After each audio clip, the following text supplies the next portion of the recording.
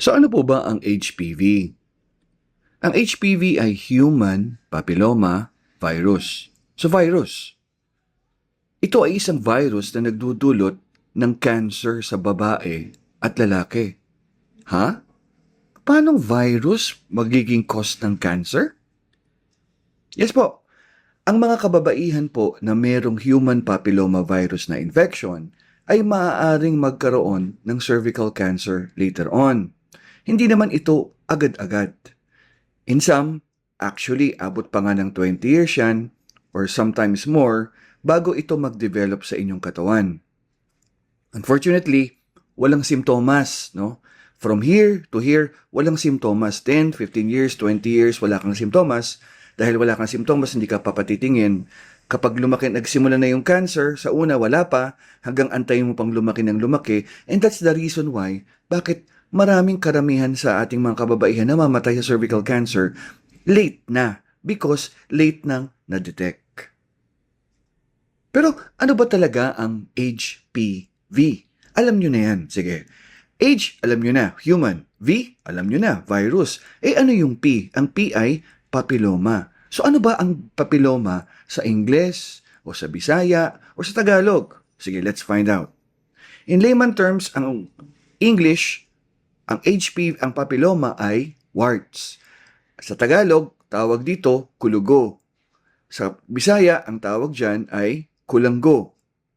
Pero ang alam ninyo, hindi lahat po ng kulanggo ay maaaring magdulot ng cervical cancer. Makinig. Mahigit 100 types na uri. Sa iba pa nga, 200 eh. Pag sinabing uri, parang itong alam niyo yung COVID dati, di ba? Merong alpha, may delta, may omicron. Pag sinabing uri, subtype. So, ibig sabihin maraming uri, no? Mga 30 to 40 types lang ang nakakaapekto sa ari, no? Sa genitalia ng babae, ng lalaki na maaring later on magkaroon ng cervical cancer. Dito makikita mo na ang genital HPV or ang HPV na makikita sa mga ari ay nakakahawang infeksyon ng lalaki at babae na makukuha sa pamamagitan ng pakikipagtalik o sexual contact. So, parang lang maliwanag, no? Out of the 200 kanina, ang HPV ay nahahati sa tinatawag na cutaneous o balat o mucosal or genital. Genital yung balat na malapit sa ari mo, no? Or sa loob ng ari mo. Mucosal, ito yung, alam mo yung lining sa loob ng bibig nyo. Mucosal yun, no? Cutaneous warts, cutaneous or common warts, ito yung common. Hindi ka magkakaroon ng cervical cancer o iba-ibang klaseng cancer dyan, no? Dahil yan ay common, normally yan sa kamay, sa mukha, sa paa. Those are common warts. Mamaya magbibigay ako ng example. Ang mucosal, ito ay, or genital, ito ay merong 40 subtypes, no? Merong mga low risk, merong high risk. At ito ang pwede kang magkaroon ng cancer later on. So ito yung mga dapat nating malaman. Ang example ng common warts o yung tinatawag nating cutaneous warts ay ang mga kulugo yan sa ilalim ng labi, no? Hindi yan nakaka-cervical cancer or iba-ibang klaseng cancer. Dito yan sa leeg. Ito yung itsura ng kulugo. Maaring ito ay nasa paanan, no? Ito ay kulugo sa kamay, no? Ito ay kulugo sa balat, no? Ito ay again kulugo sa paa. Maaring nakakatakot, nakakadiring tingnan, pero ito ay mga common, hindi ito magtatagos hanggang cervical cancer or kahit anong klaseng cancer pa. Okay? Dumako naman tayo sa mucosal or genital warts. Dalawang klase ito. Yung low risk at high risk. Ano yung risk? Risk is pagkakataon. No? Yung low risk is mababa lang, kung meron kang ganito, mababa na magkakaroon ka ng cervical cancer. Pero yung high risk, ito yung mga walang simptomas, walang sign, walang kulugo minsan, bigla ka na lang magkakaroon later on after so many years ng cervical or iba-ibang klase ng cancer.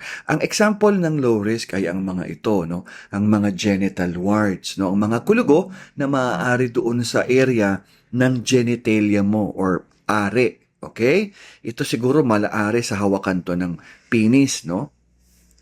ito maaring ganun din somewhere, no? So, example, ito, sigurado ako sa puwet ito sa bayag, ito again sa hawakan ng penis, ito malamang sa puwerta yan, no? Somewhere in the vulva o pisngi ng puwerta, no?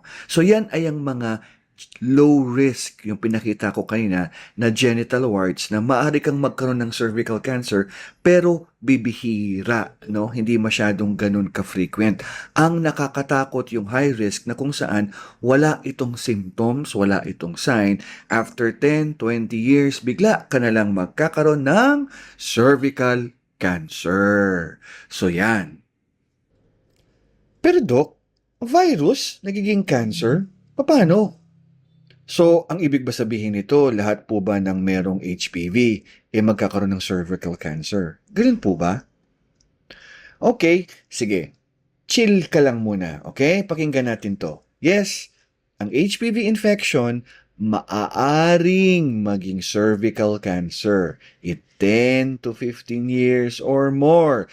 Pero hindi lahat, no, ng HPV infection didiretsong or magkakaroon ng cervical cancer. So imagine nyo, kunwari nakipagtalik kayo, unang boyfriend nyo, okay? Na patsyempo, no, na si boyfriend ay may asymptomatic na HPV, no? At dahil naidikit yung ari niya sa ari ninyo, yan, diretsahan na tayo, no? Itong virus na to at dahil sa magkaroon ng maliliit, sobrang liit na abrasion, no? Dahil sa pasok at paglabas, ay maaring magkaroon ng break ang skin at ang virus na ito ay maaaring makapasok through skin-to-skin contact. So si virus, nakapasok ngayon sa layers ng cells ng balat ng cervix mo or iba pang klasing balat ng mucosal tulad ng puwerta, ng anal, or ang bibig o oral cavity. Yan, diretso na yan. Now, pag yan, ang unang punta niyan ay dito yan, sa area na to. Anong area yan? Ito yung basal cells, no? Dito, panandalian muna siyang titira, mamamahay, no? Kung malakas ang immune system mo, no, hindi yan didiretso na puntang cervical cancer, no? In 90% of cases po, paaring in 1 to 2 years mawawala yan, babalik yan sa normal. Pero in 10% of cases na hindi naman namin alam kung sino yan, kaya ho nag-i-screening kami na sila ay maaring mag-persist, mag-progress at magiging cervical cancer. Okay. Sa tagal, no, nito mula sa HPV infection, no, down to cervical cancer, makita mo binabago ang anyo, no, ng HPV ang cells mo sa basal cells, no, na kung saan padami ng padamihan habang tumatagal po ang panahon. Ang span na to mula dito, na kung saan normal at wala ka, hanggang sa magkaroon ka ng infection, down to cervical cancer, no? Yung early part ng cervical cancer, stage 1, maaring a portion ng stage 2, ito ay sinasabing walang sintomas. Kaya't hindi kayo magpapatingin sa doktor dahil wala namang kayong nararamdaman, 'di ba? At alam mo na, dahil wala kayong nararamdaman, hindi kayo pupunta sa doktor until such a time na kung saan, no, malaki na si bukol. Ito yung sa loob, dito na yung sa labas, no, bumababa na yung bukol mo hanggang sa upper portion ng puwerta. Nakipagtali ka kay mister at doon mo na-discover na may cervical cancer ka kasi ang pagdurugo, hindi ito na nahinto. Okay, so this is an explanation of the natural progression from HPV. So kung paano ba nagiging cervical cancer, ang simpleng infection, no, down to cervical cancer. At yan, kung gusto niyo unawaan yan, meron yan, puntahan niyo yung link na nasa ilalim, no? Medyo naka-off lang, no? Okay. So from uninfected, nakipagtalik again, no, naikwento ko, nagkaroon ka ng infection. Makikita mo dyan, ayan, no, 90% clear, no. In 90% of cases, maaring mag-clear, bumalik, okay ka na, no. But in 10% of cases, nagtagal sa loob, after 4 to 5 years, nagbago na, naging pre-cancer na. Pre-cancer, wala itong simptomas. Yung pre-cancer, pwede pa yan bumalik hanggang sa maging normal. But there are again patients na kung saan makita mo yung word na yan, progression. From dito, dumadami na naman yung cells mo na nagbabago. Hanggang sa later on, didiretso na yan into cervical cancer. Sa first earlier stage, wala ka pang mararamdaman hanggang sa palaki ng palaki at eventually magiging stage 2, 3, hanggang dun sa malaman mong duduguin ka na. But look at this. Every step of the way, there is an opportunity to go back. How will it go back? Of course, you need to improve your immune system. Pag-usapan natin yan mamaya. Okay? So again, this is VIA, no? Dito, actually, hindi na VIA ito kasi napakaklaro ng mga pictures na to, no? Ito are most likely colposcopy, no? So dito makikita mo, meron nakasulat dyan, infection, progression to invasion, no? From here to here, this is an infection. This can probably be infection ng inyong ng cervix, no?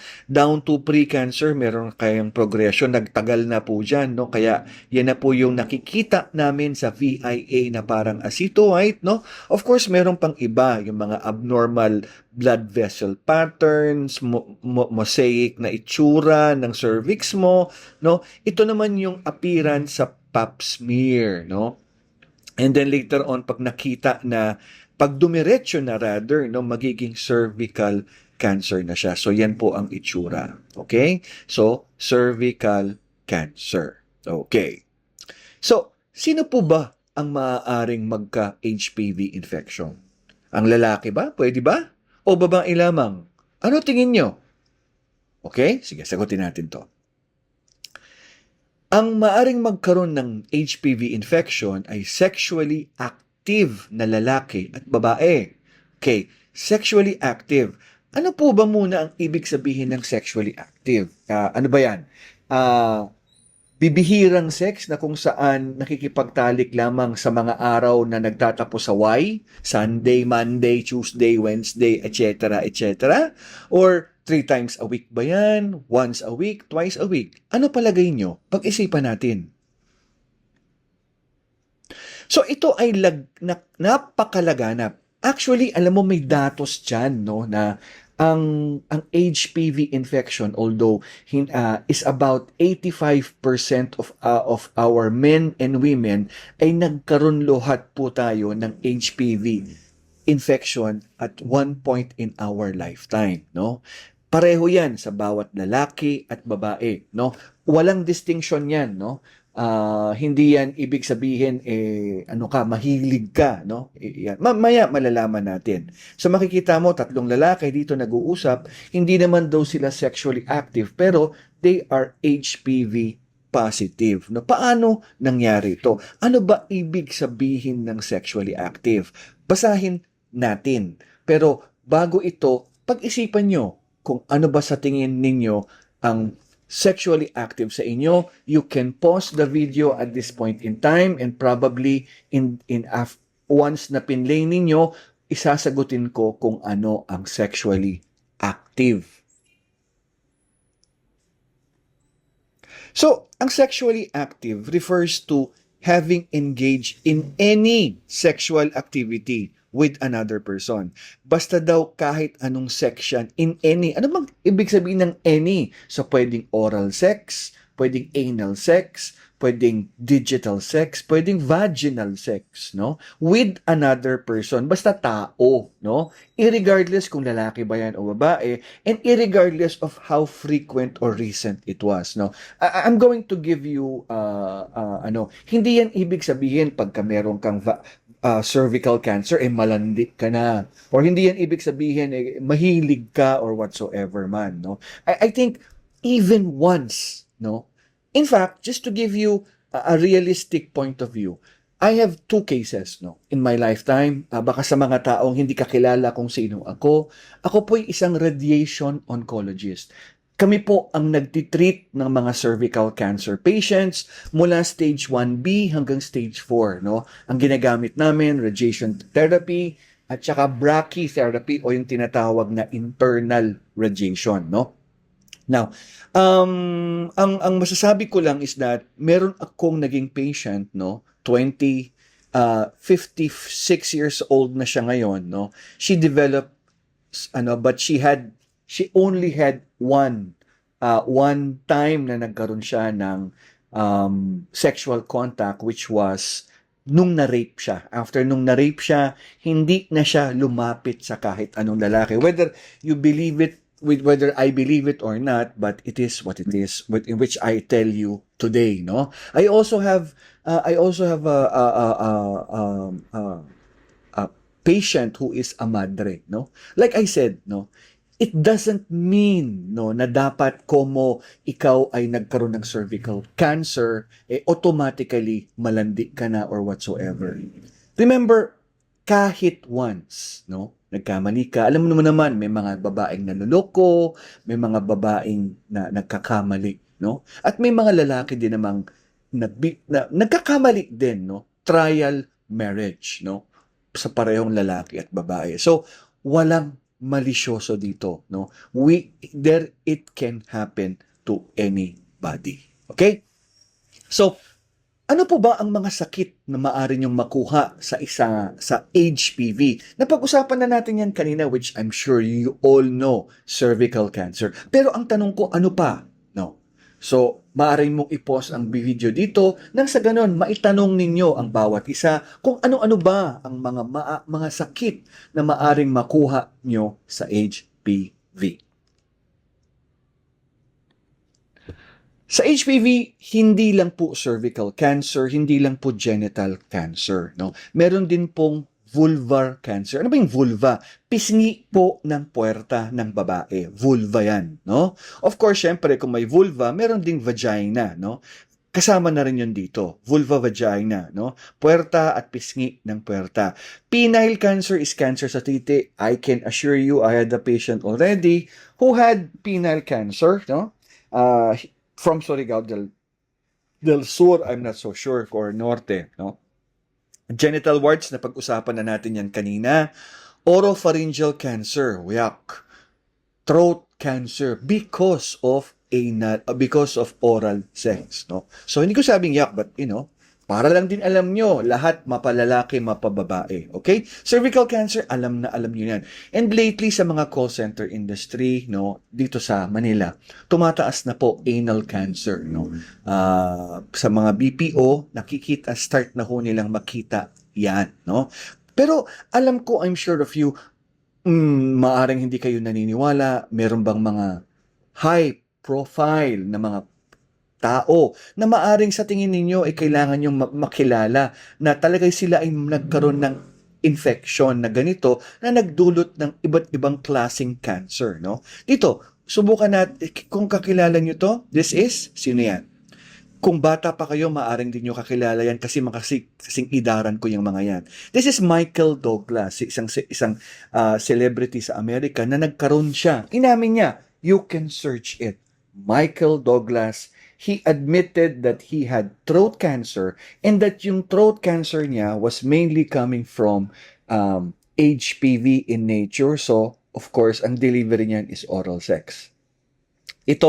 This is one of the original female artist of the first original Charlie's Angels. Hindi na yan sila Drew Barrymore o yung mga bagong genre ng Charlie's Angels ngayon, no? Ito, si Farrah Fawcett was one of those who had anal cancer. In fact, mayroon nga siyang Farrah Fawcett Foundation on Anal Cancer. Okay?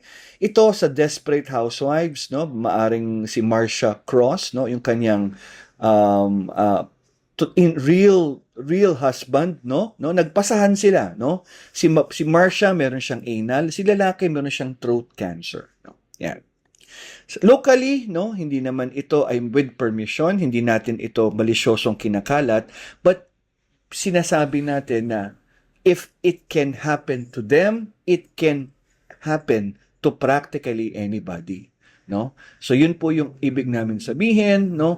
If it can happen to these people, it can happen to you, no? Now, ang maaring naiisip ninyo, bakit ba, no, parating cervical cancer lang ang naiaakma pag sinasabing HPV ang pinag-uusapan? Well, practically ang reason is the incidence. Yung pagkakataon na nakikita ninyo ang incidence ng mga ay kaunti lamang. Tip of the iceberg. Majority of cases po are coming from cervical cancer. Yan. So dito, paano ko ba ito makukuha? Yan, okay? So sagutin natin ito. Mostly, ang transmission po ng HPV hindi po katulad ng HIV na kung saan bodily fluids. Ibig sabihin, di ba, nakipag-sex ka, through fluid transmission. Hindi po ganon, no? Or ang HPV po ba is born skin to skin, meaning to say, kung yung natusok sa iyo yung needle doon sa isang pasyente na mayroong HPV tapos itinuro ko sa iyo, hindi ka magkakaroon ng HPV. It's really pagdikit ng skin to skin, no? So it's just not actually sex. So you can get this from oral sex, vaginal sex, anal sex, and digital sex. Now, maaring, Dok, ano ba yung digital sex? Ano ba yan? Nanood lang ba ako ng porn? Magkakaroon na ba ako ng HPV? Ganun ba yun? Siyempre hindi. Natural, siyempre hindi. No? Ang digital sex is sa aming kasing mga doktor, ang pag sinabi naming digits, no? Ito yung representante, ang ibig sabihin nito, ito yung this represents, no, the hands, no, that we call it digits, digital, no. Hindi yan internet na digital o TV na digital. So, paano po ba maglabing-labing ang babae sa babae? 'Di ba? Kaya wala naman silang ari ng katulad ng meron ako. 'Di ba? So how do they make themselves? Of course, they perform oral and they use the hands, no, to as a form, no. So ang ibig ba sabihin nun, ang sex toys po ba pwede? Yes, that's fomites, no. That's fomites, no. Ang ibig sabihin lang, gamit ka ng sex toys, of course, for personal use only, o di kaya if ever you wanted to share it, then siguro perhaps linisin lang ng maayos. Now, infected birth canal, no, ibig lang sabihin nito is that, yes, pwede kang makakuha. In fact, sa Japan, merong babae, no, na nanganak siya vaginally. So, alam mo na, pag nag-deliver yung baby, vaginally, no, lalanghap yan. 'Di ba? So pag iyak niya, langhap ng gasp of air, no, maaring merong HPV na maaring matransmit doon sa bata. So saan mapupunta yan? Kadalasan mapupunta yan sa throat, no. Kaya ang tawag diyan ay respiratory papillomatosis. So yan. Siyempre, whenever we talk about HPV transmission, hindi lang naman parati ang lalaki ang dapat sisihin, no? Because sa mga panahon ngayon, meron na ring babae sa babae na transmission and lalaki sa lalaki, which is men having sexual with other men, no? Of course, ito vaginal sex, ito more of less, digital and oral sex and other forms kung ano man po ang maisip ninyo. Okay? So, paano mo malalaman kung ikaw ay may HPV na infeksyon, no? Okay. So ano po ba ang simptomas ng HPV? At this point in time, no, maaari lang ba makiusap naman ako sa inyo, no? Pagbigyan niyo naman ako. Pwede niyong kunin niyo yung ballpen niyo diyan, no? And then, kunin niyo yung notebook ninyo, no? At pwede niyong ilista. Sama-sama ho nating basahin at ilista kung ano-ano ang simptomas, no? Para ito matandaan ninyo. Okay? So, I'll give you 1, 2. Ready na kayo? Okay. Wala pong simptomas. Zero po ang symptoms. Kaya wala po kayong isusulat dyan sa notebook ninyo. Huwag na ho kayong mag-antay. Magpa-screen na lang kayo, malaman nyo kung may HPV kayo at kung meron, maaari kayong magkaroon ng cervical cancer after 10, 15, 20 years. So better get the screening today. Okay? So yan lang po yung aking mensahe. Okay. So paano mo ba malalaman kung ikaw ay may HPV na infection? Lagi ng sinabi natin, kadalasan wala itong simptomas pero meron naman itong sign, no? So, minsan yung mga ibang tao meron silang kulugo, no? Doon mismo or kulanggo doon sa ilalim ng mucosal part ng kanilang bibig, no? So, you have an HPV, okay? So, normally, yan. O kaya, meron ka sa labia, pisngi ng puwerta. Sa puwerta mismo, vagina, and sa pinakaloob nito, yung cervix, no? And then, of course, dito sa ari ng lalaki, penis, ito sa puwet. Kung meron kang ganyang mga HPV warts or genital warts, then you have HPV. But yung klase ng HPV ninyo ay low risk. Ibig sabihin, kahit meron kang mga kulanggo na ganyan, pangit tingnan, no? May risk kang mag-develop ng cervical cancer, pero mababa lamang. Ang matakot ka dun sa mga high risk. Pero still, pangit pa rin tingnan yan. Ibig sabihin, kung meron kang low risk, maaari ka rin makakuha ng high risk. Okay? So, yun, no? Saan, again, reminder lang, kaya yan, makita mo, low risk, di ba? So, ito, dito mo makikita ang papilloma, no? Kung sa genitalia, at sa lalaki naman dyan. So, alam ko na, mamayang gabi, kung ano po ang gagawin ninyo, okay? Papasok kayo sa kwarto pag uwi ninyo. After which, papatayin nyo yung ilaw, kukunin ang cellphone at chichik. At later on, maaari nyong ipadala sa mga doktor ninyo, kay doktor na MHO ninyo para upang malaman kung yan po ba na napipicturean ninyo ay genital infection po ba o hindi. Okay? So, joke lang. Okay? So, yan. Next slide po tayo. So, paano mo ba malalaman kung ikaw ay may HPV na infection?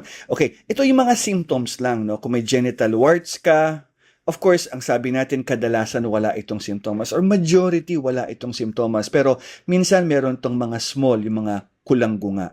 Kung ikaw ay may pre-cancer, kadalasan, most of the time, you will not have any forms of symptoms or even signs, no? Na you have. And that's the reason why ulit-ulit ko mukha akong sirang plaka, magpa-screening kayo. Okay? Huwag nyo nang antayin na yung pre-cancer ninyo lumaki hanggang sa mag-spotting kayo, magduguin kayo, magkaroon kayo ng discharge na sobrang baho, maapektuhan ng pantog nyo at saka ang puwet nyo, ay malala na pala. At meron na pala kayong cervical cancer. Sayang ang buhay hindi nabibili. Kaya importante hanggat maaga magpatingin para mura. Kasi pag hindi, mahal na ito. Okay? So ano po ba ang mga test na paarang makita ito? So mamaya, no? Of course, sa cervical cancer, meron tayong 3 test. I'm sure alam nyo na yan. Pap smear, VIA, visual inspection with acetic acid, at saka HPV DNA test, no? Which is explain natin, pakita natin mamaya. Sa iba naman, sa penile anal cancer, wala pong screening test, no? Na routine test para malaman nyo. Pag meron na, doon na lang nila itetest, no? Pag late na, no? Screening, wala. Cervical lang po ang merong screening test. Pero ang anal, sa pagkakaalam ko, later on, magkakaroon yan ng test, no? Parang HPV test. Narinig ko na ito but it will still be developed soon, no? So how to protect yourself from being infected with HPV? So of course, syempre, abstinence, no? Kung hindi ka makipagtalik forever, no? Wala kang kahit anumang sex na ginawa, abstain ka, hindi ka magkakaroon ng HPV. Yay! Pero malungkot ka naman kasi abstain ka.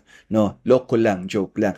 Be faithful, pero partner mo hindi naman faithful, magkakaroon ka pa rin. Condom. Maaring makakapag-prevent pero maaring hindi. Bakit? Ang dila mo ba? Pwede bang i-condom yan? Natural, hindi. No? Doctor's consult, pag huli na ang lahat, syempre, nakapasok na. Of course, bakuna and screening is one of the most important part. No? Of course, alam nyo, ang isa pa rin dyan is yung smoking. No?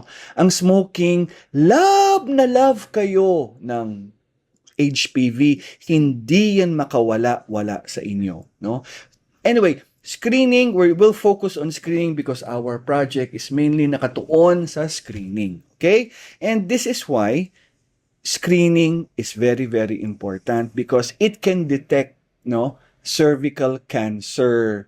It can even detect bago ka magkaroon ng cervical cancer. Years before, bago ka pa, several years, decades before ka magkaroon ng cervical cancer, you can be detected using cervical cancer screening. And this is why it's important habang maaga, ma-detect, mura ang gamutan. Pag late na, mahal na. Buhay mo na. Okay? So, while we are talking about cervical cancer, puro tayo cervical cancer, naisip nyo ba kung saan nyo ba makikita si cervix? Diba? Saan ba yan? No? Ang lalaki ba? Meron ba yan? No? So, sige, i-post niyo itong video na ito. May ipapakita ako. And dito, kailangan yung ituro kung saan sinawawalang cervix. Okay? Sa aking next video, doon ko sasagutin